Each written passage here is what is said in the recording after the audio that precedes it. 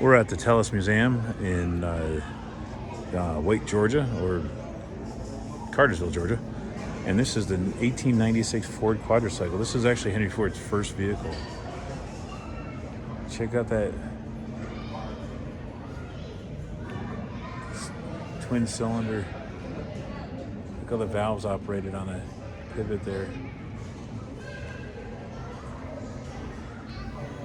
And that would throw that flywheel operated by belts and chains.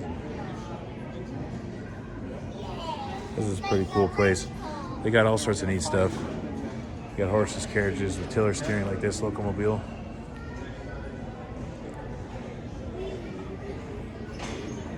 "20-mile-an-hour top speed." And then they have this collection of outboard boat motors. This is really cool stuff.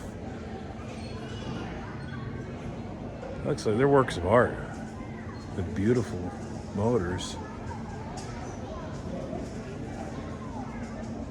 Oh, the Evinrude.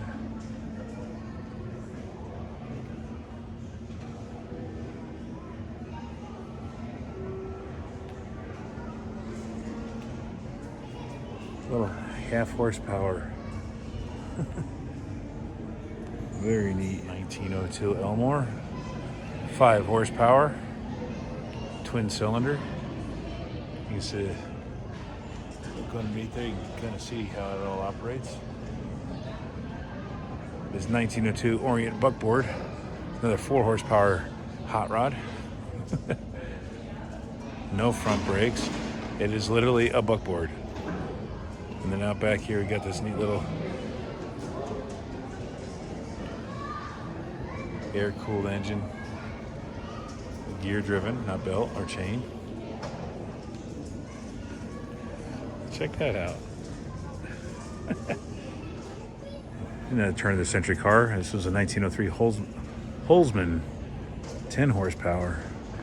And he thought big inch rims were a modern invention. Check out that little thing. It probably had oil or something in it that would to be able to oil up everything as you went.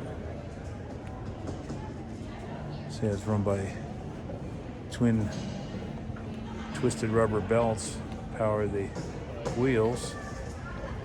You step up right through there on a little set of stairs going up to get you up in there. Tiller steering, gas lanterns, and right next to that is another 1903. This one's a Weber electric, so this one, again, another thing that everybody thinks is a modern thing is an electric car. But here it is in 1903. Electric cars and gas cars kind of were in big competition with each other even back then. Gas won out for its ease and simplicity once it started making a lot of gas. Now check out that differential. That's, man, it's a work of art there. That's really cool. Batteries probably stored in there. The range probably wouldn't have been very far on this. And there's your amp gauge. Let's see what it said. It did 40 miles an hour. Or no, 15 miles an hour, but only 40-mile range. Compared to the Chevy's EV1, this was the beginning of the electric car boom in the 80s.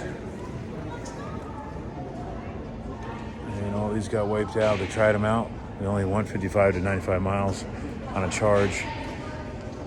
Took 3 to 7 hours to charge them. They'd be good for a commuter car, but not much else. And see, it's just 2-seat. As old as this is, it still looks pretty modern. A replica of the Wright brothers plane. Didn't fly very far and really not very well. And wasn't ready for any kind of long powered flight. You could see you'd just lay on the wing. So it kind of get tiring after a while. 1886 Benz. This is later turned into the Mercedes-Benz company. Check out the flywheel. All pinion jack shaft set up there that would spin that around and send the power out. It's a 3-wheeler. So we already looked at the 4-wheeler, so we'll check out some of these motorcycles, like the Shaw Be 35 mile an hour single cylinder. I think it's early Indian. 1908. It's got to be. They started in 1901. So there's pedal power to start. Check out that fuel tank.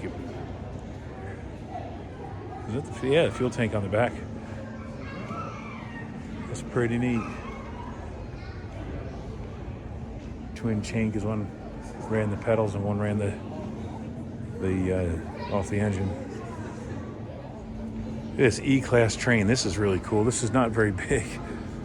Twin cylinder, 10 mile an hour. There's a 22-inch wide track on the gauge of it. So you'd sit right up in here and feed that little coal tender. This is a steam-powered locomotive. Yeah. What do you think, hon? Can we get one of these for our house?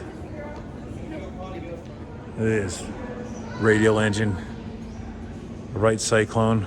This is 1,425 horsepower. 55-inch diameter, weighs 1,380 pounds. What's crazy is that horsepower, 1,425, is still a ton of horsepower. But we got cars, street cars that are making that now. That is incredible.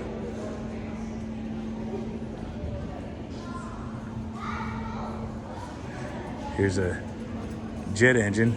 This is neat. This is the first time I've seen a cutaway, so you can kind of see how they work. All these little turbines in here.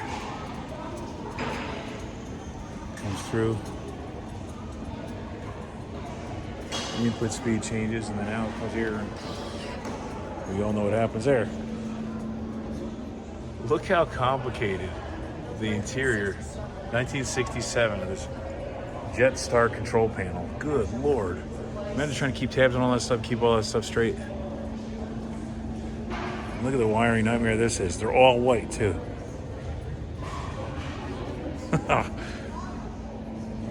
That's a cool helicopter.